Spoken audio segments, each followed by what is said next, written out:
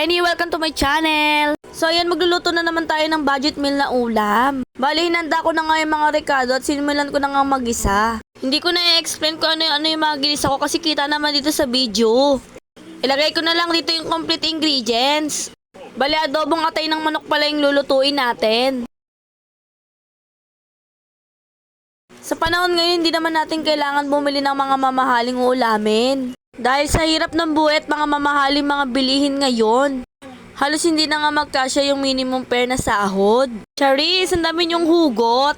Pero aminin niyo mga kapreli, di ba totoo? Sad but reality. Pasensyahan niyo lang mga kapreli niyo, umuhugot lang.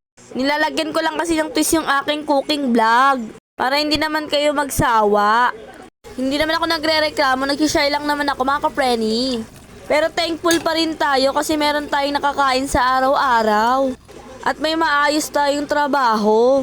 Basta ang masasabi ko kapag kaya nyo mag-share ng blessing sa kapwa nyo, mag-share kayo. Tiyak na doble ang balik sa inyo. Salamat sa mga tumapos ng video ko. Thank you for watching mga kapreni. Babu!